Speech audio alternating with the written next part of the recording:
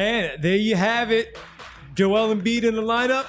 No problem. The Sixers win, picking up win number 9 on the season and a series sweep over the Charlotte Hornets as the Philadelphia 76ers win comfortably, relatively comfortably, 108-98, a 10-point win over the Charlotte Hornets, completing a 4-game season series sweep over the hapless Charlotte Hornets. Welcome to the PHLY Sixers Postgame show presented by Bet365. Download the Bet365 app using code PHLY365 when you sign up. Whatever the moment, it's never ordinary at Bet365. Roy Burton, Devon Givens, Brianna here with us on a Friday, snowy Friday night in Philadelphia. And all of you, of course, hanging out with us in the chat. Now 9-16 on the campaign for the Sixers, Roy. 34 points, 24 of which came in the second half for the former MVP.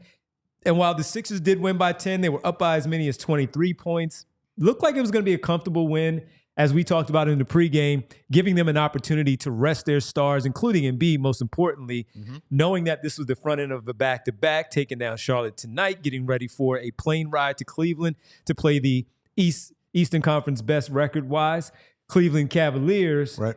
Charlotte fought back and got into it, cutting the lead to as low as 4. Right. But the Sixers did everything that they needed to do. Joel Embiid did play in the fourth quarter and had some big buckets, a few key defensive possessions as well to secure this win for the 76ers. Most importantly, as we talk about all the time, stacking wins for this basketball team. He was phenomenal. He was phenomenal, and I have to defer to you. You said that Joel Embiid should play tonight because the Sixers, he's ready to go, and the Sixers need to stack wins. And quite frankly, I don't know if the Sixers win this game if Joel Embiid doesn't play tonight because, quite frankly, the Charlotte Hornets team played really well. It's kind of one of those, next man up kind of things with everybody literally on the IR for the Charlotte Hornets tonight. And a lot of those guys stepped up. And we saw Micic go for 20 points. We saw, a lot of, role players step up and have pretty big games for the Hornets tonight. So I don't know if the Sixers team would have won without Joel Embiid. So I'm glad he was out there, and I'm glad he gave us that, that fantastic performance, especially in the fourth quarter. Well, right away, we will tell you that as we talked about sitting out in the fourth quarter, maybe giving him an opportunity to play in the back-to-back tomorrow. Right. Derek Bodner already telling us, of course, we'll talk to Derek from the arena a little bit later on after all the post-game responsibilities with the coach and the players. Joel Embiid out already tomorrow against the Cleveland Cavaliers. No word as of yet.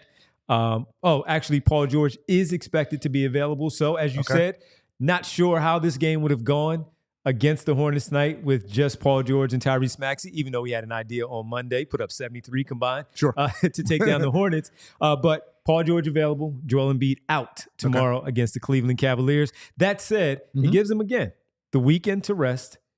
Taking on Victor Wembanyama and the San Antonio Spurs on Monday, the 23rd, before the Christmas Day game against the Boston Celtics, where you definitely need him, Paul George, and Tyrese Maxey, all healthy and readily available to play in that game. Nationally televised game, of course. You get fined for that. Exactly. Can't sit that one out. He'll play for that one, and that will be the start of the West Coast trip. So your immediate thoughts of him not playing tomorrow night. Do you think the fourth quarter play maybe impacted that? We don't know, but it's just a guess. We don't know.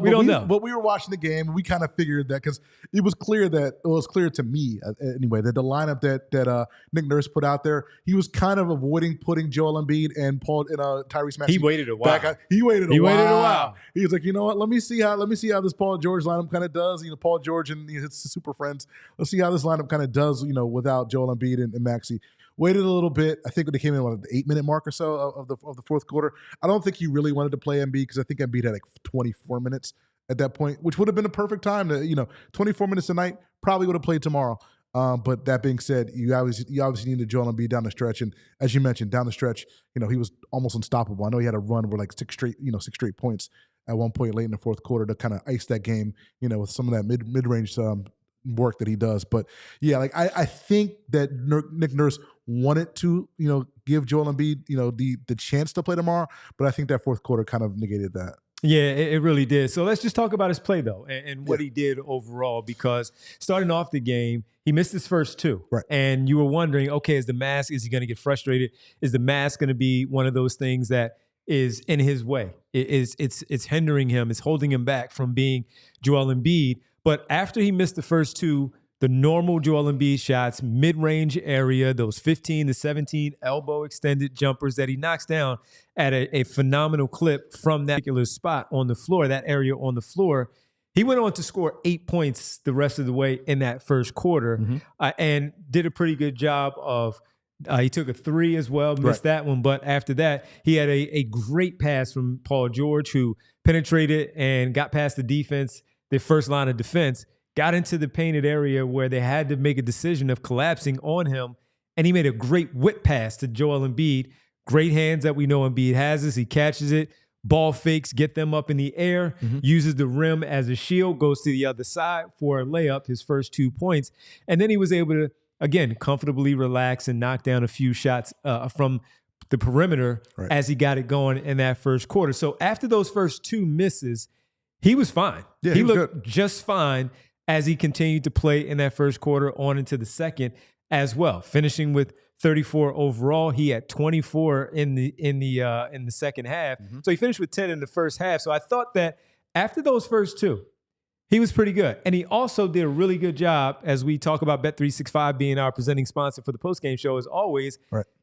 I always give my pregame picks, but we do it with some well thought out things about how the game plays out. And with him coming back, seeing him already with George, knowing how he plays with Tyrese Maxey as well, and the fact that he's been more than willing to give up the basketball in the half court looking for his teammates, that we talked about his assists. And he had 3.5 assists as the number that was on Bet365. And I'm like, folks, we love you, but that's too low. That's way too low. And he finished with a game-high 9 assists, and he got that going early looking for his teammates. So settling in with the looking for his at first, not dropping, then start to pass off, both he and Paul George, dishing assists early on, and then the offense started to catch up in terms of his points after he did both things. So thought he was really good after those first two and just simply settling down. Yeah, I think it was just kind of a matter of just kind of, just knocking the rust off and kind of getting back into the groove of things. And it doesn't hurt matters when you have a guy like Tyrese Maxey who was on fire in the first quarter, and Kelly Oubre for 15 points. Yeah, Kelly Oubre for what it's worth for being on fire. But yeah,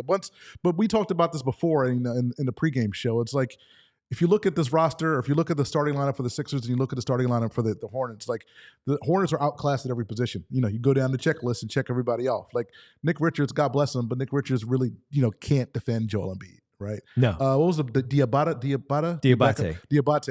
He actually did a better job than Richards, I would think, specifically defensively on Joel Embiid, but neither one of those guys can defend Joel Embiid. So I think once Joe got into the rhythm of the game, and once he kind of figured out, barbecue chicken alert, for these two guys, I think Joe just kind of let the game come to him, and you saw like in the fourth quarter, like you said, with those mid-range jumpers. No, he really did, man. And the passing was just, again, it was really good. The 9 assists, a game best, not just a team best, but a game best. And this is a game where you have Yabusele Micic, who sometimes has these high assist numbers. We know about Paul George. He had 8 tonight. And Tyrese Maxey, the same thing. He was the one, though, that led the team in assists. So sharing the basketball, and while he was 12 for 24, shooting 50% from the floor, 2 for 4 from beyond, got to the free throw line 9 times, converting 8 of those. Look at what he did, though. Sharing the rock and getting it to everybody else. And he had a few others where they dropped him. He might have had a double-double. By the way, did not have he had 2 rebounds on the night over. No, 5. Sorry, he had 5. At one point, it was like, is he going to finish the game with 0 rebounds? But he had two rebounds on the defensive end, 5 on the offensive end, finishing with 5 overall. But that passing, man, this is what we talk about, him unlocking his game, trusting his teammates. There's trust already for both Paul George and Tyrese Maxey, but you're starting to see it with others too, where he's looking for Kelly Oubre. The one I thought that he kind of just brushed Kelly Oubre off, and Oubre already had a decent quarter start to the first quarter, and he came up for the dribble handoff. He rejected him, and Kelly Oubre had to keep going around, and he found somebody else for another finish. All right, great, not bad, but you should have given it to the guy. Second possession, very next one, he takes a bad shot instead of passing it to Kelly Oubre, and I personally thought Kelly Oubre's his head kind of like slumped a little bit as they missed shot, go back on defense. But then he hit him again on the next possession. Oubre scored, And Joel was like, all right, I can give him the I'll give you basketball, one. Right. kind of thing. So just your thoughts on his passing, seeing that evolve as a player, that part of his game where you see the passing evolve as a big part of his game. We already know he can score on every level, but the passing is big. For them to be anything, number one, to stack these wins, to get over some of these teams that are in front of them, get back into the play-in conversation at the 10 on up to the 7. But also, if you are going to have any chance in this Eastern Conference to push your way up in those Eastern Conference standings, we know about the scoring. We know the double teams are going to come. He's going to have to trust his teammates and make the right passes, make the right reads. Right, and it helps, when you trust, that you have teammates like a Paul George, like a Tyrese Maxey, like a Kelly Oubre, the way he's been playing these last, 10 games, who are going to make the baskets. It's like when you're playing pickup basketball, right? Like you go out there, you pass the ball to a guy a couple times and he knocks down a couple shots. It's like, all right, I know I can trust this guy, I can pass him the ball. I think Joel Embiid, especially in that fourth quarter when he scored 41 points, I mean, everybody was hitting their shots from outside, in the first quarter, 9 for 15 from 3. So like when Joel Embiid, like you said, when the double team comes, you kick it out a couple times to, Kelly Oubre, you kick it out a couple times to Tyrese Maxey, they knock him down. That kind of builds, you kind of build on that. So he's doing that. Paul George is doing that. And like you said, like these guys, like Paul George and Joel Embiid, they're going to face, the lion's share of the attention from defenses, in the NBA this year. They're going to have to give up the ball. And the guys who are going to get the ball, they're going to have to knock down some shots. And it happened in the first quarter. Didn't happen a lot in the last 3 quarters, but it happened enough in the first quarter where I think, Embiid and George kind of, they understood that, feed those hot guys and let's see what happens. Yeah, no question, man. And to be able to see that, teaming up with his guys, even hitting George a few times. Right. And while George struggled tonight, he was 2 for 12 on the night, 1 for 7 from 3. Again, Embiid was looking for him and trying to get him his. He almost, I thought he was going to get a triple-double, 10 rebounds, 8 assists. He was at like 6 and 5 at halftime, sitting on 3 points. I'm like, he'll get 7 points, no problem. But he'll do that after he gets those rebounds and assists to bump his numbers up. But he did struggle, 5 points on 2 for 12, 10 boards, 8 assists overall, 3 steals, 1 block shot. So he continues to show on that end. And we'll talk about him a little bit later. But just Embiid, we discussed this. You even said it after we left here to go sit down and begin to watch the game. I mistakenly said they played 4 games already. They had only played 3. This was their 4th game. All 3 of the big 3 playing together, Maxey, Embiid, and George. Right. And it looked like it's okay. Yeah. He just needs to knock down the shots. Right. Exactly. So Tyrese, he is looking for George. He just needs to make the shots. Yeah, like everybody everybody was looking for the right guys. Like those guys were never more than, because again, I've seen when they've been out there, it seems like those guys are never one or two passes away from each other. Like nobody's hiding in the corner. Like, if Maxey has the ball, George is the one pass away, maybe Embiid's in the post, and they're all kind of near each other. So they're all looking for each other on offense. Like you said, like Paul George just needs to knock down some shots. And that'll happen because, like we talked about in the pregame, some games, Paul George looks fantastic. He looks like, a Kevin Durant type of pure, scorer who can knock down everything. Tonight wasn't that game. You'll need good Paul George tomorrow, against Cleveland, with Joel Embiid out. But I think it's just one of those games that it kind of happens. And, quite frankly, you're probably a little bit lucky that you played a team like the Hornets. But it is what it is. These guys are looking for each other, and those shots will fall, and I'm not overly concerned. No, not at all, man. So very good win for the Philadelphia 76ers tonight. Once again, a 10-point win, 108-98, now 9-16 on the campaign. Look at that. We were always talking about 10 games under 500, 11 games under 500. They're right in the hunt for the play-in, right? 7 games under 500. Are they in the hunt? I said I wasn't going to do this until they got the 10. I'll do it. You'll if you don't want to do it. You'll do it to look at the games back and who's in front of them. Only 3 games tonight, by the way, and one of which is the Cleveland Cavaliers, who did defeat the Milwaukee Bucks 124-101. So a back-to-back for them as well. As they are at home, they don't have to worry about getting on a plane like the 76ers do, but they do win 124-101. And on the campaign now for the Cleveland Cavaliers, they're sitting at the top of the Eastern Conference, 23-4 on the season, 14-1 at home. So tough sledding for the 76ers tomorrow. Of course, as they take on this Cleveland Cavaliers team with George Niang as part of the group. And when we come back, we'll talk about Tyrese Maxey. Kelly Oubre had a fantastic game, continuing to play some really, really good basketball for Nick Nurse's team. We'll discuss what he did, the struggles of Paul George. We do have a strong and wrong moment, a WTF moment of the night as well. We got you covered as the Sixers win by 10, 108-98, taking down the Charlotte Hornets. And Kyle Neubeck does not have to see the teal anymore this season. We're done. Not at all. We'll be back right here on the postgame show presented by Bet365. Devon, it's that time of year where all sorts of bacteria and viruses are floating around in the air. So do yourself a solid and protect yourself from pneumonia with help from our friends over at Rite Aid.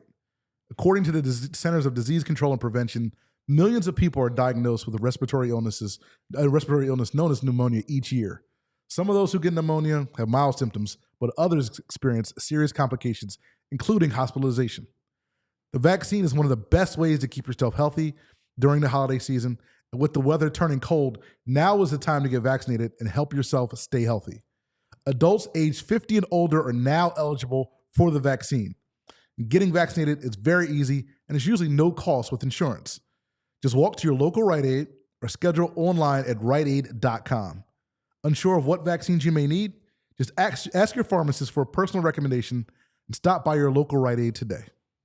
All right, and as you do that, it's snowing outside too, because you take this weather lightly. You might find yourself, it's the holidays. You don't want to be sick. And I got to tell you, as it is the holidays and everybody's trying to decide what do they want to do, where do they want to go, what do they want to do overall with their family. Well, maybe you want to go see, a game. Yeah. Maybe you want to go see a game. Maybe you want to take your loved one to a game. It's the holiday and you know where to go. You got to go to Game Time. And Game Time has great tickets for you. And they also have now Game Time picks. Now, let me tell you about everything with Game Time and the Game Time picks. Focus on togetherness for the holiday season. That means when you do bring people together at live events, the experience is that much better. And it's the perfect gift. So maybe you want to give them an early Sixers game in their stocking stuff for the early one, San Antonio on Monday. Victor Wembanyama, the last time he was in town against Joel Embiid, that man gave him 70. Welcome to the NBA, rookie. But Victor Wembanyama is pretty good in year number 2. Joel Embiid on and off the floor because of the injuries. Maybe you do want to see, because you only get to see Wembanyama against Embiid one time in Philadelphia as a Western Conference squad. Game Time picks, though, filters out the fluff to show you incredible deals on great seats, so you don't have to waste time searching through thousands of tickets overall. They have a new feature, which is called Game Time Picks, that makes getting tickets for live events much, much easier. So maybe it's a theater show. Maybe it's a comedy show. Maybe it's hockey that you want to go to and check out the local professional team in the orange and black. Maybe you want to do that. They have curated deals at Game Time. Makes it easier for you to find the best price on great seats, super deals, seat views before you buy so you know exactly where you're sitting, no obstructed views, lowest price guarantee, event cancellation protection, job loss protection as well. And once again, Game Time picks is the right thing for you as you try to squeeze in last-minute ticket deals for gifts for the holidays. So take the guesswork out of buying tickets with Game Time. Download the Game Time app, create an account, and use code PHLY for $20 off your first purchase. Terms apply. Again, create an account, redeem code PHLY for $20 off. Download Game Time today. What time is it? Game time. Ooh.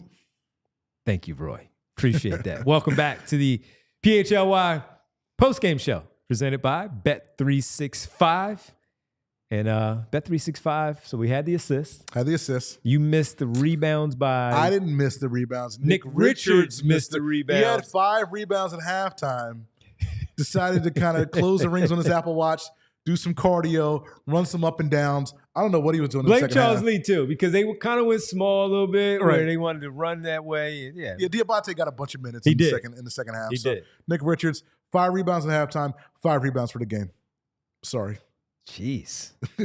Goodness gracious. It happens. What is happening? But good win overall. Good win. Double digits, like you said. You said double digits? Yeah. Double digits. Let's talk about, before we get to Gene ringing the bell already. Ring that bell, brother. There you go, Gene. Get those W's. Ring that bell. Let's talk about Kelly Oubre. Tyrese Maxey, 23 points. Sure. This is what he does. Kelly Oubre, though, over these last few games, I'll look up his numbers for the last part of the month, but So I know while you're looking at it, I know they had it on the broadcast. I know last 9 games before tonight, averaging 13 points and 7 rebounds over the last 9 games. Heading into tonight, gave you 22, 4 for 6 from beyond the arc today. And again, great defense, very good defense. I mean, Kelly Oubre and KJ Martin defensively as well. Like 2 really good defensive performances tonight.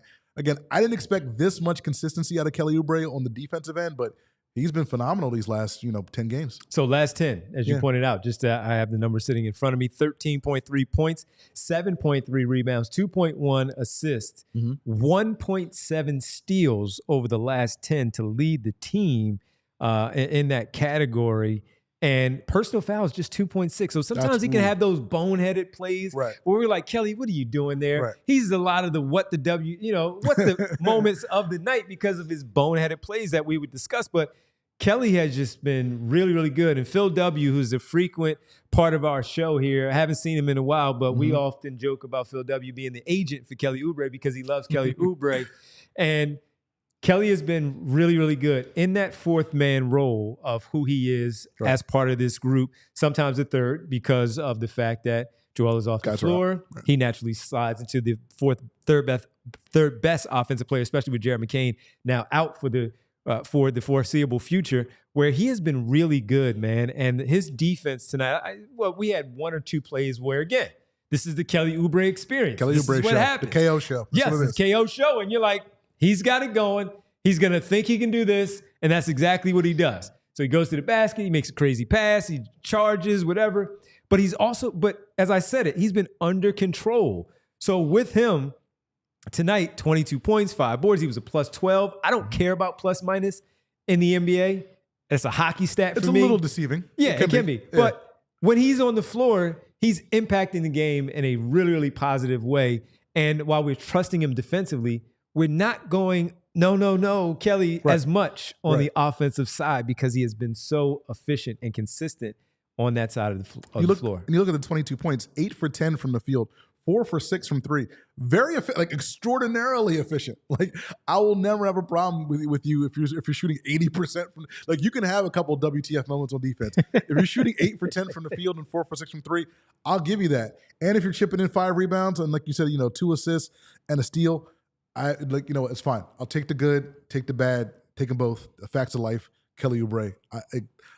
I have 0 complaints about Kelly Oubre. He's, kind of playing over his skis these last couple of weeks. Yeah, man. And as we talked about in the pregame, projecting him out with Paul George healthy. Right.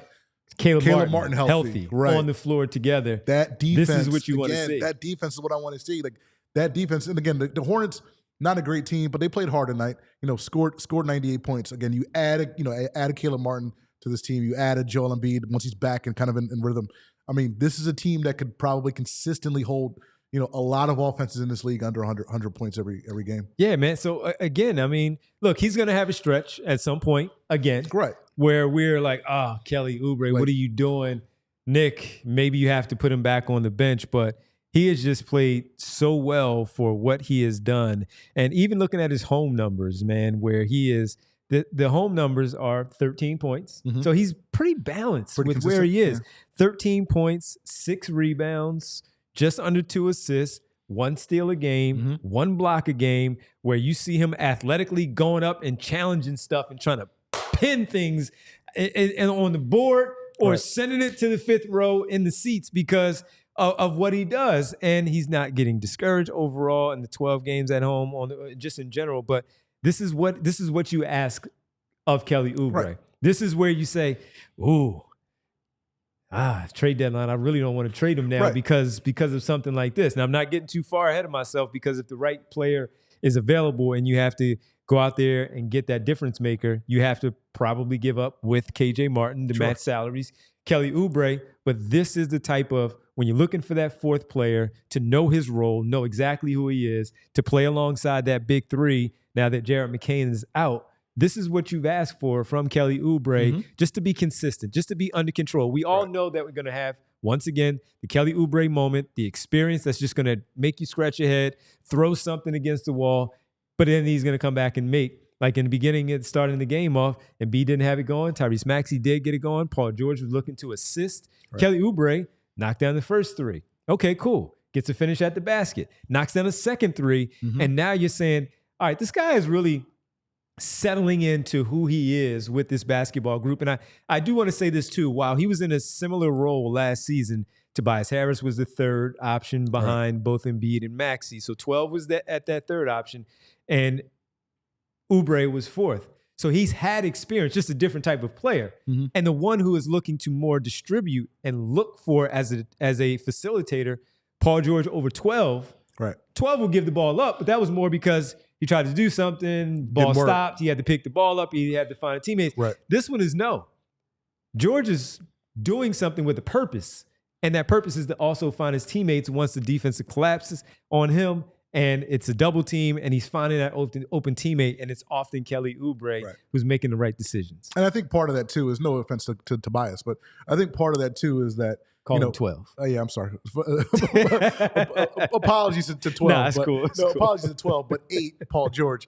He has a little bit more gravity on offense than 12 does, right? So, like, if a defense is is focused on Paul George, Kelly Oubre is going to have some more freedom to operate on the offensive end. So when Kelly's out there with Paul George and with Tyrese Maxey and with Joel Embiid, like you said, he's the fourth option, so he's going to be able to kind of have a little bit of space, on offense to do some things. But you encapsulated it perfectly, right? Kelly Oubre, probably the fourth option on offense. Somebody's out, you can slide to your third option. Say, Kelly, tonight we might need 18, we might need 20. Kelly can give you that. Most nights will probably give you, we probably need 12 or 6, 12, 6 rebounds or whatever. Just do that. So Kelly Oubre can kind of slide into both of those roles kind of effectively. And again, he's been consistent as you could want on the defensive end. Like, I have no complaints with Kelly Oubre, and quite frankly, like you're saying, like, no one's untouchable, but like, he'd be really, he's one of the guys you don't want to put in the package if you can avoid it. Yeah, and I did want to add this though, as we talk about how good he is and what he has been doing. I see a little back and forth here with our contributor, good friend Neil Deaver here in the chat, and he's going after everybody because of celebrating the win. Embiid only having 0 rebounds for a while, right? After 3 quarters, right? And people saying, leave it alone. It's not a big deal. Just let it be what it is. They got the win. He'll be fine. So just to play off of that conversation, while we are talking about Kelly Oubre, and we did mention that he did not, I went with, oh, wait a minute, he finished with 2 rebounds tonight, knowing that he did not have any rebounds for a while. My thing, Neil, just to start in as you're talking, is that, as we've said before, with where this season is at 8-16 going into tonight, where you are 8 games under 500, the fact that they've put themselves in this uncomfortable spot, they need wins.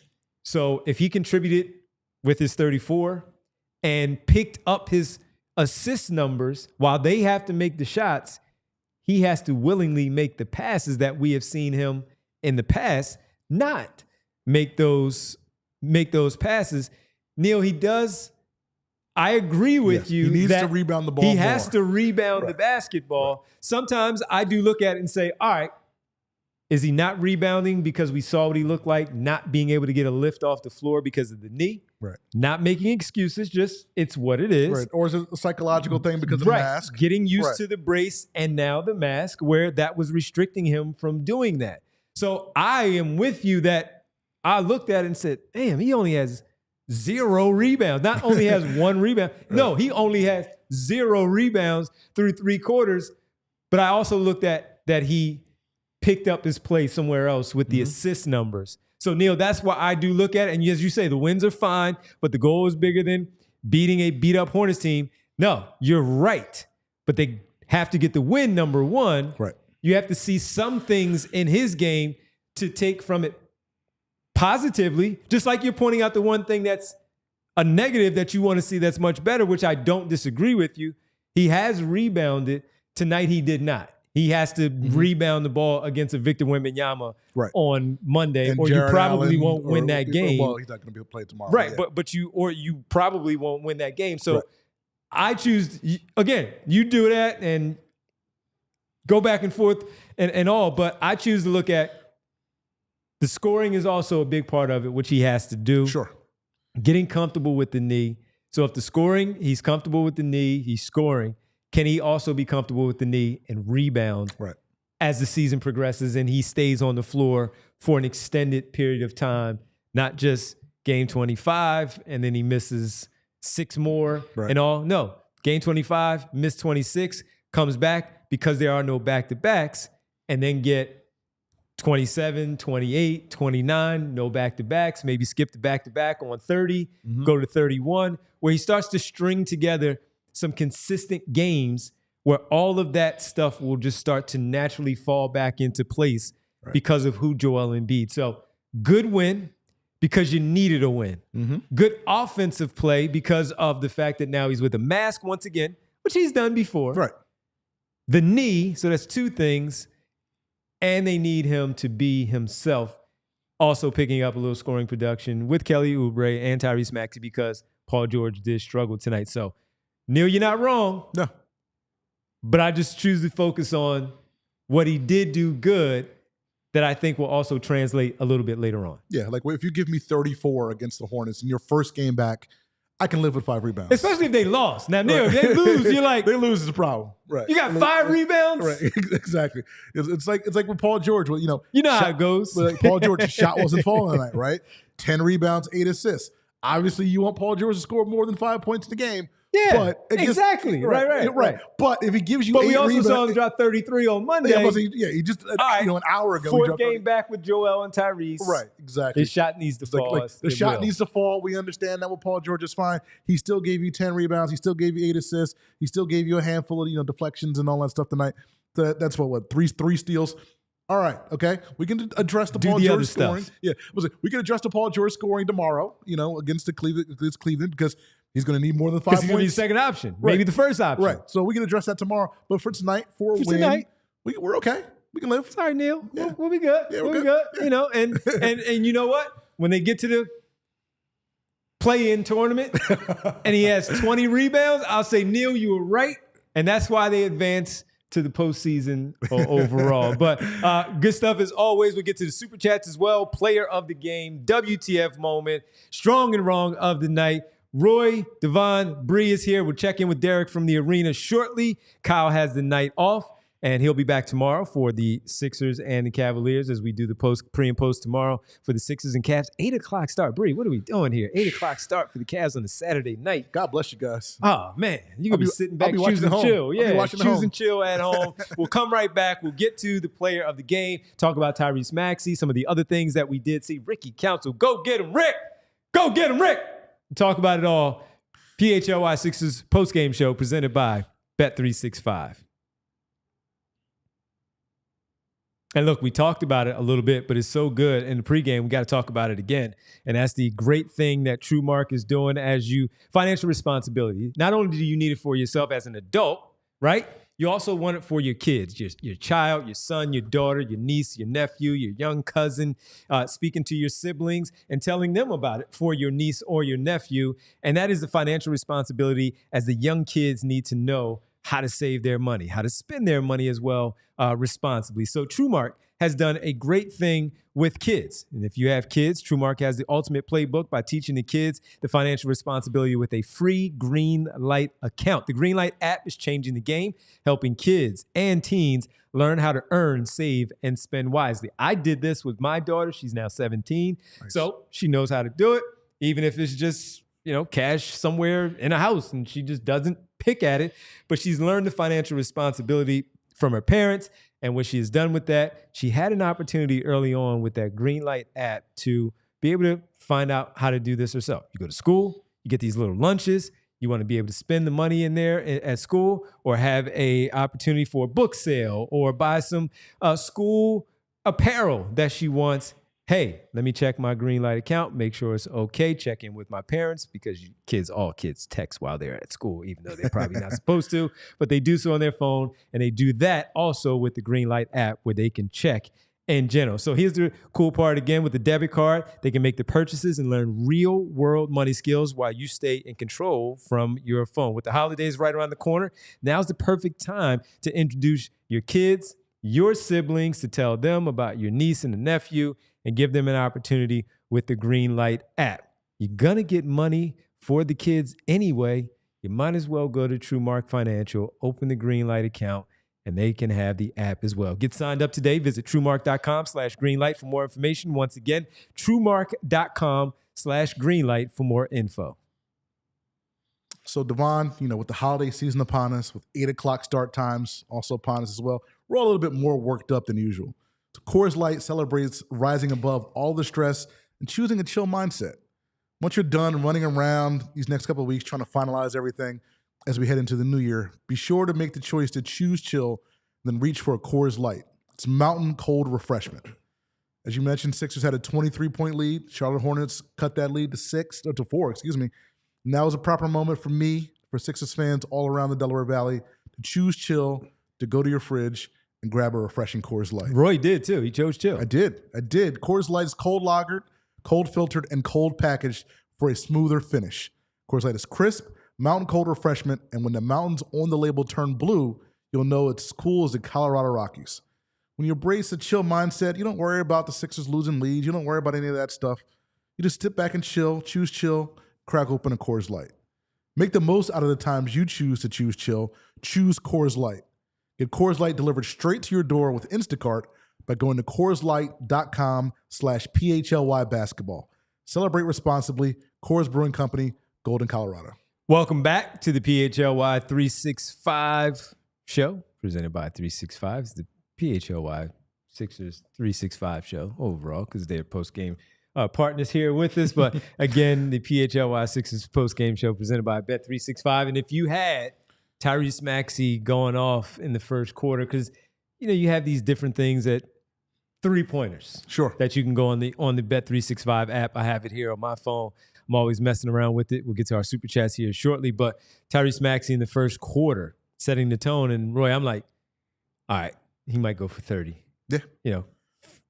Playing off of what he did on Monday against this basketball team. He had played all 12 minutes, 5 for 7, 4 for 6 from 3, and 15 points for the Philadelphia 76ers. He finished with 23, so he only had 8 points the rest of the way, and that's okay because they didn't really need it. Yes, as you mentioned, the Hornets did chew into that lead, getting it all the way down to 4, and had Maxey made a few more of the threes that he had taken, got to the free throw line, etc., or Paul George made some shots. Got it. All that. It's a basketball game. Things play out in a 48-minute game. Right. But he started this thing off on fire. They put up 41 points. He had 15. They had a 18-point lead after 1, setting the tone for the offensive night that we thought it was going to be. Ultimately, it was a decent offensive night. Yeah. But he was really good in the first, finishing with 23 overall. Yeah, like you said, 41 points in that first quarter. The best scoring first quarter for the Sixers, all year. They had 41 in the third quarter against the Hornets on Monday. So tied for the best scoring quarter for the Sixers. The Hornets are also tired of seeing the Sixers. Again, when you play a team 17 times in 40 days, you should be tired of seeing the Sixers. I have to admit, though, because, after that first quarter, with Tyrese Maxey and with Kelly Oubre, I thought, have you seen the Landon Dickerson clip from before the game, the pregame speech? Yeah, I saw it. I thought it was going to be I thought the Sixers had that Landon Dickerson, choka bleep out, make him remember your name. Because they were up by 18. It was like the Hornets, we talked about this before. It's the Hornets. They're a bad team. Like, you're up by 18 in the first quarter. I thought they choked them out. I thought they would make the Hornets remember their name. But as you mentioned, it's the NBA. These guys get paid too. So these guys are going to, come back and play hard. Even though the Hornets, quite frankly, have a lot of guys who would be on who he played for on TNT, because there's a lot of guys in that Hornets team who the casual NBA fan does not know. But look, they played hard. They came in and they gave the Sixers some run. But again, the Sixers, as we mentioned before, Paul George and Joel Embiid, they knew who the hot guys were in the first quarter. Yep. Tyrese Maxey, Kelly Oubre, they got them the ball, and those guys knocked down shots. Yeah, they really did, man. So Tyrese Maxey, good again. And this is all we talked about. We keep talking about stringing together wins, stringing together good consecutive games, where you get back into that all-star form. And as the all-star voting is starting and all, you can go out there, of course, for your favorite Sixer player and make those votes and do what you want to do, what you need to do as far as Embiid, Maxey, and Paul George. It'd be crazy if Joel Embiid makes the All-Star game with 20 games under his belt in the first half of the season. The voting always goes that way, so he might make it anyway. If he plays, that's a whole nother story. But 23, 9 of 18, 4 for 11 from. He got some really good looks, and every time he shot it, though, I never looked at it, especially after the start that he got off to. this is going to be a struggle tonight. No, I thought he all good looks. They just didn't fall. They were good shots. After the 4 he made early, yeah, he just, the rest of the way, they just didn't fall. They just didn't fall. So for him, good to see Tyrese Maxey playing well the way that he is, following up his 40-point performance on Monday with this 23 tonight. He had 6 assists. A lot of that helps, of course, with Joel Embiid back. But I also thought he made some really good plays in general, looking for others. You know how much I love the lobs from Tyrese Maxey as a point guard to help out in that way. That fast break opportunity that he had with KJ Martin. Yeah. Kind of Josh Green was there, who was a really good defender in today's league. But as he went to the basket, getting ready to lay it up, he saw his teammate streaking, filling that lane on the left side. Perfect lob up there to KJ Martin for the finish to give him an opportunity for his only 2 points tonight. KJ Martin, I thought, played decently enough for what he needed. And just again, good overall balance as a floor general and as a scorer for what we know he is. Embiid initiating things from the high post and the low post, finding his teammates, setting up Tyrese. And I was telling the guys the other day, my favorite play between Joel Embiid and Tyrese Maxey, outside of the normal pick and pop that they work so well together, is when Embiid sets the screen and bounce passes it. As Tyrese is going around him, he just drops the basketball where he wants him to run into it. And then that sets him up right in the shooting pocket for a finish. And he did it tonight, which we've seen before, where he sets the screen.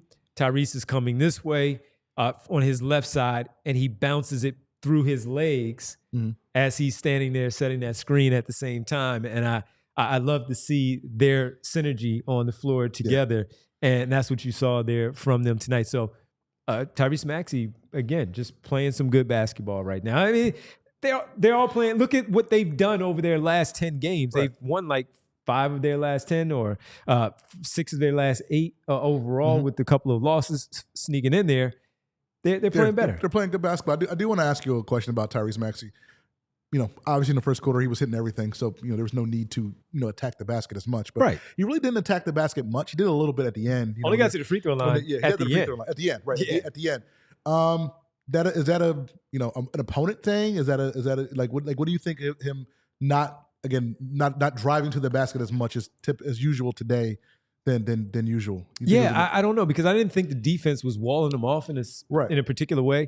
I think that with him getting the shot going early, just let it was letting it fly. Yeah. And I also believe that they wanted to, as we all watched the game, we all saw it, speaking about sitting in the fourth quarter, they all wanted to hit that knockout blow to put the team away somewhere late third, early fourth, to make sure that they have a 20-point win where they can comfortably take on the Hornets and sit down. But they're a very well-coached team. The young players without Ball, Miller, and Williams.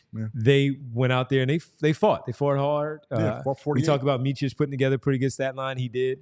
Isaiah Wong, the local product, good to see him out there on a team. Played well once again. So they fought back. But I felt like he and everyone else wanted to have that knockout blow, that knockout punch to get everybody their rest, knowing that they were on the front end of a back-to-back, and the second one was going to be a much better opponent against the Cleveland Cavaliers. So that's my personal opinion. That's what I think. And it didn't fall. Now, I did like that, and I said this to you and Bree as we were watching it. Yes, take that mid-range jump shot. Left side of the floor, he stopped, stepped back, knocked it down, clean. That's what he needs to continue to do as that counter to driving to the basket, which he didn't do a lot tonight, and knocking down the perimeter shot from outside the three-point line. So good to see that from Maxey tonight. Our player of the game tonight, look at that. KO show, baby. KO. Look at that. Kelly Oubre, 22 points, knocking down 4 of his 6 from beyond. 60% overall from the floor, 5 boards, 2 steals, 1 block shot, I believe he had. He had one steal. He had no blocks, but again, you're not a fan. Plus 12, which I'll take. You take the plus 12. You take the plus 12. He was so good tonight that I thought he had 2 steals in the block. That's how good he was. Everywhere. His hands were everywhere. They had a bunch of deflections tonight. Like they said on the broadcast, I think they were 4th in deflections, 5th in steals, and those guys' hands are very active. Whether it's Martin, whether it's George, whether it's Kelly Oubre, they can they just cause problems just by being long, active defenders. Yep, absolutely. So Kelly Oubre, KO show, as Roy just laid it out, player of the game for tonight. Let's get to the super chats that we have here. And we run with Skunk Riley saying, all right, let's go with the first one, Bree. And says, all right, I grant you. Another haiku, a holiday haiku. Joe's face mask of steel. Yabba Yabusele. Steel. And enough damn Hornets. All right, 575. That works. That works. You All like right. that one? Yeah, okay. That's not bad. Right. Okay. Great work, as always, Skunk Riley. He is the haiku. You all watch the show all the time. You know who Skunk Riley is and the haikus that he brings to the show. Another one, I live in Phoenix. Mm-hmm. Christmas in Philly next week. Oh, that's great, Skunk Riley. That's a good one. Yeah. And damn 30 degrees. Good Lord. Like I could use a little bit more because, again, it's snowing Skunk right now. Riley, thank you so much. It's snowing right now, and I would like it to be 35 so it's not icy when we go home, but it is what it is. It's the time of year, right? Man, that Phoenix weather, you know what? It's nice. You know, but if it wasn't 110 degrees in the summer, I could live out there. I just can't do that. Yeah, that string that they had. I don't think it was last. I think it was this past It was year. not this summer. It was the last summer. Okay. Where they had like 40 days like consecutively. 100 plus, yeah. Yeah, man. It was like, yo, that's Not gonna be able to do it. And I only went when I went. I was mainly there at night for the games for the finals and the playoffs and stuff. Right. So it was warm out there already. I was fine. Yeah. I a little walk here and there, and it's like, all right, it's hot. But man, yeah. Skunk Riley, can't wait to see safe travels back to Philly for Christmas, and I'm sure we'll talk to you. Bring some warm weather with you. Yeah, please. Bring some warm weather with you, and you don't have to worry about that 30 overall there tonight. We'll effort Derek Bodner whenever he's finished with all the post-game responsibilities. Joel Embiid typically takes a while getting dressed and speaking to the media. It's a big man. Showering. It takes a while to get dressed. It's a big man. And he probably has to get his face checked out, the mask and all. Sure. Yeah, it looked more black than it did gray I was wondering, from the photo that they posted on social media, didn't it? Yeah, it was different than the one in the social media. If anybody in the super chat or watching knows, was it a different mask than the ones he's wore before? Because I thought like it looked as dark as like the ones he wore before. Phantom of the Phantom of the Process, the one that the Knicks mask or whatever it was. Yeah. Like it looked like that mask from before. So yeah, it wasn't the one that we saw in those photos. Or at least I don't think so. No, it didn't. At least maybe the lighting made it look lighter in their photo, but no worries because he went 50% from the floor in a game best 34 points and a game best 9 assists as well. Didn't help with the rebounds, but maybe we'll just blame that on the knee. Let's get to our first post-game conversation of our fun segment. Let's go to strong and wrong to start things off. Bree, if you're ready for a strong and wrong situation here. Strong and wrong tonight was... We talked about Yabusele. Yabusele. Yeah, Yabusele. Okay. Yeah, right. Yabusele here with a poster on the break. The strong is Yabusele on the open floor. That was a fantastic body control, receiving the pass and getting out there to finish. We know about the LeBron James dunk. Right, we know about all that. Yeah. But for him to do it again, but the wrong was the Charlotte defender getting in the way as if he was going to stop Yabusele. Don't get in the way of the train. That's a big fella. Don't get away in the bear. That's a big fella. Yeah. That's a big bear. Don't get away in the bear. A little flex action. I like. And the and one. Yeah, and the and one. And the and one. I like a little spice. Yeah, so you like that. Yabusele, 13 plus minutes. He made that free throw for the and one. Strong and wrong moment of the night presented by no one.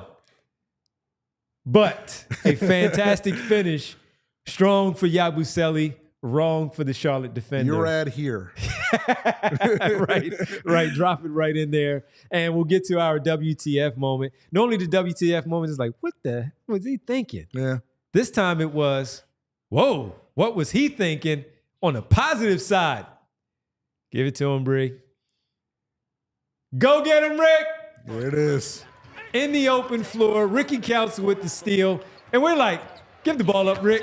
In and out with the left hand. Did you see it, Roy? When I was watching it, because we run it back, Bree. In real time, when we were watching this, I was making notes and I was kind of looking up and I didn't know who had the ball initially. So I'm yelling, give it up. And then my brain caught me and I'm like, you know what? I forgot who had the ball. Ricky does not pass the ball, man. Rick don't give it up. Ricky does not give it up. In and out, bang with the left hand. In and out with the left. Under control. We're often, like, again, the Kelly Oubre experience. Sometimes you get the Rick experience where Ricky does some of these things and you're like, Rick, what are you doing? Give the ball up. We know you have hang time and you want to make the pass. Right. All of that cool stuff. No, man. He in and out. Bang. Got the defender. I think it was Micic. And he had him stuck. Right. Yeah. And the reason why I bring up also with the left hand is because he's a right-handed player. Right. And you know, sometimes the ball handling is difficult. When you do that, that's a turnover. That goes the other way. Sure. And now the coach is looking at you, just going crazy because you made this decision. But instead, he in and out him, right, under control, and he did it at the right time, of course, to gather 2 steps, flush it with the 2 hands. Bench jumped up, the crowd erupted. That was a fantastic crazy, you know. So that was our positive WTF. What the moment of the night. Go get him, Rick. Presented by no one. Advertise here. Absolutely. So Ricky's minutes, though, off the bench, both Ricky Council and Gershon Yabusele. Let's talk about those guys for a second. 11 points for Ricky Council. Yeah. 9 points for Yabusele, starting with Ricky Council because of the boots. Zilla called boots. RC4, I'm getting mines. Listen, we know, Boots. You're absolutely right. Listen, like I told Devon, I'm like, if you're Ricky, in Ricky Council's mind, there is a voice that says, don't pass the ball to somebody who's not as good as you. It's in his mind. And so Ricky Council's not passing the ball because he thinks he's the best player on the court. I get it. He's getting his. I get it, Boots. He absolutely does. But with that, he has some good minutes tonight, man. He finished with, again, 9 points off the bench. 11 points off the bench. Yeah. He knocked down his only 3-point attempt. Knocked down his 2 free throws as well. 3 fouls. I don't mind it. He had a steal. He was 4 for 5. He played 12 minutes and 30 seconds. This is where, again, you look at the plus minus and you're like, see? Right. He was a -7. I don't care. Yeah, right. I saw what he did. We discussed Caleb Martin in the pregame show in his absence, but with Kelly Oubre playing as well as he has, Paul George being back consistently, and then we mentioned Ricky Council getting some opportunity. And Ricky took full advantage of it tonight for the minutes that he was handed by Nick Nurse. Yeah, no, he did. Like you said, 11 points. One of the first 2 subs off the bench for Nick Nurse. So obviously Nick Nurse trusts him, in that spot to play well. And again, he played well in his stint. Yabu played well in his stint. So again, kudos to those guys. I do have concerns about the bench, which I'll address when we talk to Derek in a little bit. But those 2 guys, they gave you anything you can want from the bench guys tonight. Absolutely. All right, you don't have to wait for a little bit. No, we don't. We're going to the arena right now. Head down to South Philly. Right. Check in from the center. One Derek Bodner doing double duty. Did the show earlier today live from the Reading Terminal, which he and Kyle were fantastic. I was watching and enjoying it with the Christmas wish list for the Sixers. And back at the arena tonight. And Derek, you just like you, man. You don't have to put on the mask because you're too handsome. Joel puts the mask on, and he's out there. And while he missed the first 2 shots, what if you had an opportunity to speak to Joel Embiid, because I know he takes a while, what did Joel Embiid have to say after his performance tonight with 34 and 9, missing his first 2 shots, and he looked pretty good after that? And then the fact that what went into the decision for him playing tonight and not playing tomorrow. Yeah, he didn't really address the decision to play tonight instead of tomorrow. He basically spoke about getting back into a rhythm and feeling better in the second half and things of that sort. I think for the most part, what stood out to me early on, because I thought, he did miss his first couple of shots, but I thought he did a real good job of controlling the game, of creating shots for others. A lot of times when Joel Embiid has sort of like these stretches where he doesn't play much basketball, and even though he only missed 1 game with the sinus fracture, he had only played 1 game in like the last 12 or so games. Yep. A lot of times he'll get sloppy, maybe try to force things, set a little too much for the jumper. Early on, I just thought he had real good chemistry. I thought he had a real good control of the game. He was manipulating the defense and kicking out when he had to. He was making nice passes to Paul George, to Kelly. He had a number of kickouts to Kelly, and just making the simple, easy reads very consistently. And I thought he did a real good job of controlling the game. And then obviously, as the game wore on in the second half, he got to his spots in the mid-range. He started getting the free throw line a little bit more. He pulled off a pump fake to a Euro step, which are the kind of moves that make him so unique. And he just got into a much better rhythm. But I really thought he did a pretty good job of like I said, controlling the game offensively, manipulating the defense and getting good shots for his teammates. And I was it was a Charlotte team without their two best players. Like I wrote in the recap, we're not having a victory tour over any of this, but I thought he did a real good job given how infrequently he has played. Real fast, just to follow up on at the end of the game, he made some really quick decisions at the end for himself, not his teammates, where the burst, you saw that, where he had his mind made up, similar to what you and Kyle and we talk about from the Olympics against Jokic in that Serbia game, where ball swings to him, he already knows he's going. And it didn't look like he was restricted at all. The knee wasn't slowing him down at all. Made a decision, two really good, as you brought up, the Euro step, and another burst where he finished at the rim with some kind of crazy scoop shot that he made, but it was so under control, to your point, that it was really good to see that so late in the game, especially when they really needed those buckets to close out, as Charlotte just simply wouldn't go away. Yeah, no, I mean, I thought he looked like he trusted the knee. And obviously, we all know that can be a day-to-day thing. Who knows? He can play 3 games like he did earlier and then miss a couple of weeks. It's just we're always going to be on pins and needles watching this guy play basketball because that's where we are with the way that knee is. But I do think he looked like he trusted it tonight. And maybe he was distracted by being concerned about the face and having to wear the mask, that maybe then you don't guess as much with the knee. I don't know, but I thought he did look good. I think that's true. So Derek, obviously he's not going to play tomorrow, with the back-to-backs. Is there any word or any talk about, him being on a minutes restriction at all going forward, or is he basically all gloves off? There wasn't any talk about that. What did he end up playing here tonight? He ended up playing with 32 minutes. Yeah. No, there wasn't any talk of a minutes restriction. Obviously, like you said, he's not playing tomorrow in Cleveland. Paul George will, which I know there was a lot of talk earlier in the season of him being restricted on back-to-backs, but he will give it a go. And sounds like he feels good. But no, there's no direct talk about minutes restrictions. Obviously, I think they're going to be, I don't want to say conservative, but cautious with it because of the way that the knee has troubled him throughout the year. But no direct minutes restriction. Derek Bodner joining us live from the arena following the Sixers win, 108-98, season sweep over the Charlotte Hornets. So Derek and Kyle don't have to see the teal anymore. I don't hate the teal. I don't know what Kyle's problem with the teal is, and I also don't hate playing the Hornets. I mean, look, over 50%, or not over 50%, 4 of their 9 wins on the season have come against the Hornets.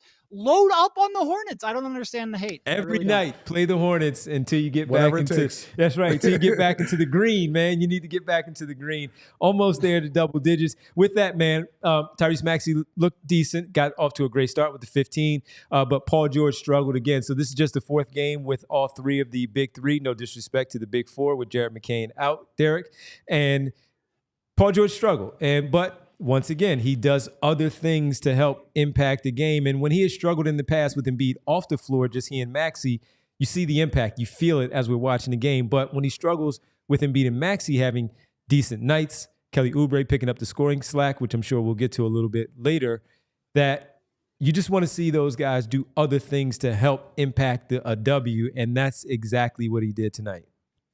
Yeah, I was going to say, did he struggle in terms of shooting? Yes. And he looked like he was sort of, taking what the game gave to him, going at half speeds at time offensively. He shot 1 for 7 from 3, which was a very early season Paul George shooting display. But I actually thought he played a really good game otherwise, to the point where I thought one of the stories of the first half was how well he was creating shots for others, whether that's in sort of like the pick and roll and dribble handoff. I think he got Embiid his first bucket of the night on a real easy roll to the basket. He had to kick out to Oubre early on. He made a kick out to Maxey early on where he was, toying with the defense, and Charlotte kept sending those soft double teams, and he kicked it out, reposted, kicked it out again, got Maxey an easy catch and shoot 3.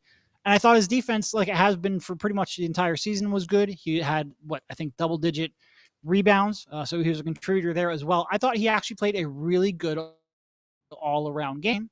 It's just he wasn't aggressive looking for his shot, and he didn't really need to be because you got 30 from Embiid, and Maxey was hot from the perimeter, and Kelly played such a good game offensively. I thought he picked and chose his spots relatively well, especially if the plan was always going to be to try to get him to play.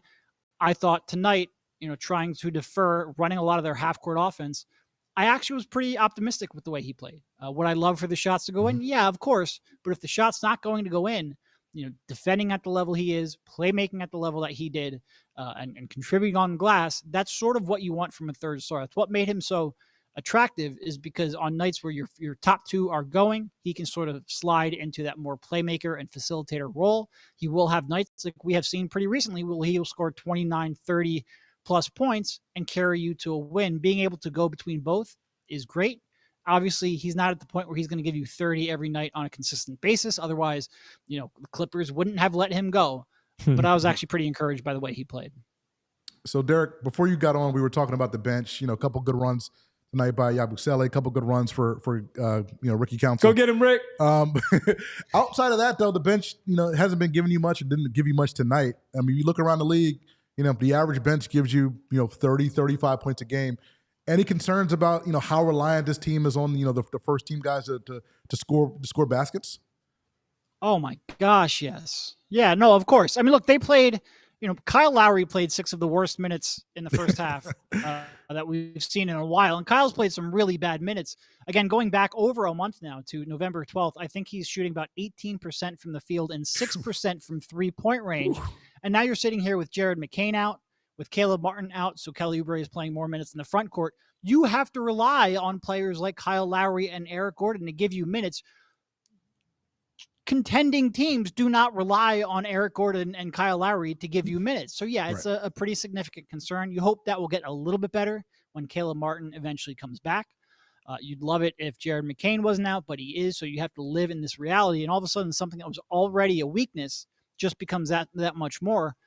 Yeah, no, if they get to the point where they're playing good basketball and they claw their way back and they're 9-16 and what maybe like a game or even a half game out of the 10 seed, if that continues to go in the right direction, yeah, you have to get more depth, and you specifically have to get more depth on the perimeter.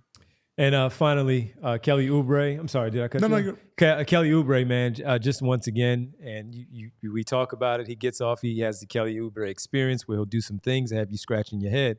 But he, teaming up with Maxey early on for a really good start, finished with 8 in the first quarter.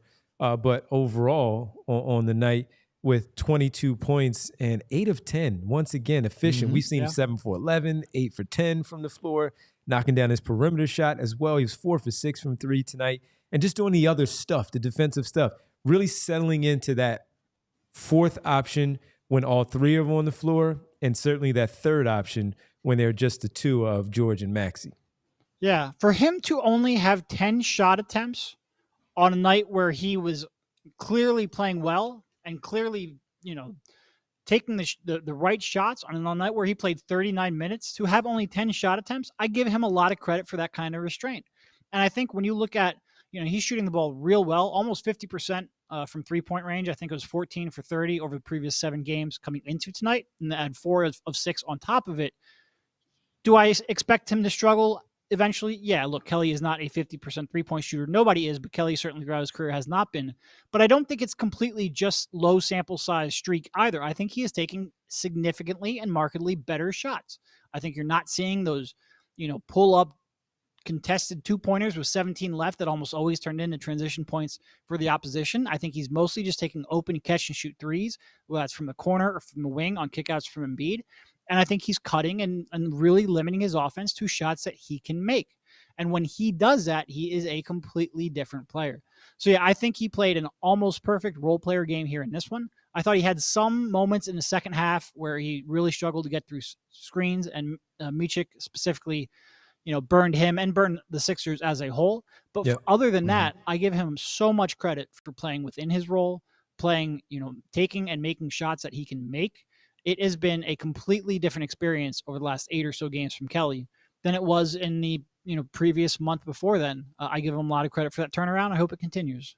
Looking like the March, April of 2024 Kelly Oubre, where he looked really good going into the postseason for the 76ers last season. All right, Derek, it's still, last time we checked, it was still snowing. So get ready to get out of there. You had a long day, man. Have a good rest of your night. Be safe. We'll see you tomorrow. 8 o'clock start for the Cleveland Cavaliers game. So it's going to be another late night for us tomorrow. Sounds good. Thank you, Devon. Take care. All right, man. Thanks, see you. Derek Bodner joining us live from the arena. Sixers win 108-98. Anything? The Embiid stuff is just what we are going to have to live with. Right. Free chicken nuggets. Let's not forget. I got to text the girls and tell them to make sure they free chicken nuggets. do, because I think you have to do it by 10 a.m. tomorrow or something I don't know like that. specific. Thank you, Nick Richards. You gave me something today. You didn't give me the rebounds on the Bet365 app, but you gave me free chicken nuggets. I appreciate that. All right, man. Since you said you looked up things with the standings, you want to know? I don't want to know, but okay. How are you feeling at least for right now going forward? You know that Embiid is going to be in and out of the lineup. Right. You know, Paul George may miss a few games as well. Encouraging, though, that he's playing on the second night of a back-to-back. So We'll see what he does tomorrow against the Cleveland Cavaliers, also on the second night of a back-to-back, as they defeated the Milwaukee Bucks, blowing them out after celebrating too much in Las Vegas. How do you feel? You haven't been here to talk about the Sixers a lot. Right. So just before we step away and say goodnight to everyone, your overall consensus of where you are right now. They are up to 9-16, a long way to go. A lot of season left. Yeah. Just under 60 games played. So where are you right now? I feel pretty good. I mean, again, this is one of those cases, we talked about this before, before tonight, the big three, only played 45 minutes of basketball together, professional basketball together. I feel good that everybody's kind of back, and now you can kind of get some kind of chemistry and get some rhythm. I always figured, given the Embiid situation at the beginning of the year, I always figured, in the Paul George injury situation, I figured it probably wouldn't be until about Christmas that you kind of got everybody together. I thought you'd be in a little bit more of a rhythm than, but obviously things happen. So it's Christmas time, and now you have your big three back, and I think tonight, or maybe I think tonight, I think you kind of know what your rotation is as well. Like you know who your backup five is. You know your backup 9 to 10. You know your top 10. Yeah. Like, your top 10 guys. Like obviously you would hope that your backcourt would be better, but your backup backcourt. But you know your top 10. So I think you're in a good rotation, and now I think Nick Nurse knows his top 10 and kind of put them in different spots and has Yabu as your backup four. You can kind of figure out who plays well with each other and kind of who plays well off of each other. And given that, I feel confident that this team can can leap over the Nets and the Bulls and those teams in the lower tier of that playoff race. So I feel pretty good. Obviously not as good as I felt October 25th, but I mean I feel pretty good all things considered. Knowing that McCain is out indefinitely, most likely. And now and the thing is, I'm kind of because that does chip into your 9-10. It does. It does. But again, like at the beginning of the season, well, let me say this: in late July, after Summer League, I wasn't sure what to expect from McCain, right? So I'm almost resetting, my expectations, like because before, late July, and then once they started signing like every free agent point guard in the world, I'm like, I didn't know how many minutes McCain was going to get in the first place. So to me, what you got from McCain at the beginning of the year was almost a bonus because it's like, all right, I didn't expect much from him from before. So now, to me, I don't even count that because that's not even here. Ooh. These are your 10. These are your 10 guys. Like McCain's not coming back, so these are your guys. Obviously, like Derek Bodner said, you're probably going to need to get a couple bench guys to kind of fill out the roster. But this is your guy. These are your guys who are going to be your contributors for the season going forward. And I think this unit, given health and things like that, I think this unit is, they're easily a playoff team. Who's your starting five? This is the 16th different starting lineup Nick Nurse has had this season. Right. Like I probably still find a way to put Caleb Martin in that 5. Okay. Yeah. I mean, I probably start Caleb Martin, but I mean, again, just defensively, like we talked about before, with Martin, with George, with Embiid, with Oubre. I mean, that's a really good defensive unit. So I think that, and obviously Maxey, like those will probably be my 5 going forward. All right, interesting. Yeah. Okay, because the 10 right now looks like it's Yabusele, right, Drummond, Gordon, Martin. Yeah, Martin. That's 8. Right. And then right now it's Gordon Lowry. Right. Yes, today. but I'm just saying. Yeah. No McCain, he's out. Yeah, Martin will be back at some point. Right. KJ Martin. Right. So that's 8 because KJ, let's say you swap. Oh, well, Ricky. Yeah, I forgot. Let's say you swap Caleb and KJ. Right. Yeah.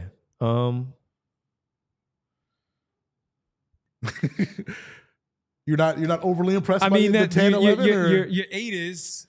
Yeah, your 8. KJ Martin. Right. Yabusele and Drummond. Those are all bigs. Right. Mix in. Right. Ricky from time to time. Because that's just how it's going to be with Ricky. He's not going to be there all the time. Right. So let me ask you, do you think is Ricky a consistent part of your. For me, yes, Right, but right. I know Nick Nurse. No, Okay, so you know that's what. So I think he's situational. Okay, all right. Yeah, Okay. good week. Because he was a second sub or first or second sub off the bench tonight. So obviously, But you also have no Caleb Martin. True. Okay. And That's fair. KJ is starting. Fair point. So Yabusele, sure, but you also want to get one of the other guys off to bring him off the floor. So the questions are there. Eric Gordon, 1 for 3 tonight, 0 for 2 from beyond. He had a good night against Charlotte on Monday. Yeah. You know, like a whatever kind of night tonight. You still probably need to upgrade the guard position with Jared McCain out. His injury significantly hurts you in that way while you have the playmaker in both George, Maxey, and Embiid. Where's that other playmaker? Right. That's the thing. Like this team, Or just the other guard ball handler. No, I mean, sure. Yeah, like you need somebody to get you into your stuff. Lowry like, plays what? 12 minutes tonight. Right. Like you need somebody to get you into your stuff. Like you need somebody to be on the court, to get you in your offense, to make good decisions. That's lacking on that second unit. Like it is. Like, I mean, maybe the mind is willing for Kyle Lowry, but the body is weak, right? like he just can't get you into the stuff that he got you into, you know, when he was with the Raptors like 4 or 5 years ago. Mm-hmm. So you need to, like you said, you need to upgrade that position, or else, I'm not sure how far you can get in the postseason. Well, I'm sure we'll see Ricky tomorrow. Drummond will probably get the start against Jared Allen to bring and have Yabusele coming off the bench. So we'll see what that looks like. In case people who are just maybe tuning in or did not hear, Joel Embiid, great game tonight. He is out tomorrow already. Most likely, guessing he'll play on Monday against the San Antonio Spurs before they take on Boston on Christmas evening at 5:30. That's the tip. And then starting their West Coast trip after that Boston game. Paul George is available and able to play against the Cleveland Cavaliers tomorrow night. Yeah. That's what it looks like right now for the 9-16 Philadelphia 76ers. This was fun as always, man. It's fun, man. Thank you, man. I appreciate it. No, thank you. Thanks for hanging out on a snowy night. We had a great time as the show, as always, the post-game show presented by our good friends from Bet365. Download the Bet365 app. Use code PHLY365 when you sign up.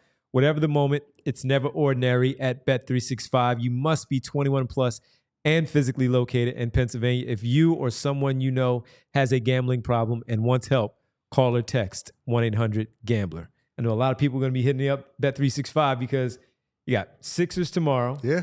NFL games tomorrow. Right. 3 college football playoff games tomorrow. Exact, and like significant college football games tomorrow. Penn State's on the board tomorrow. Hey, you know. So bet responsibly.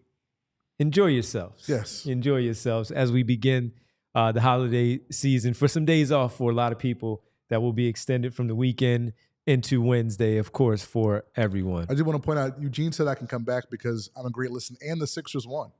So you have a good record. So, you know, like it's like sometimes, you know, it's not always a win when I'm here, but tonight was a good win. So thank you, Eugene. I appreciate it. All right. Gene is the man.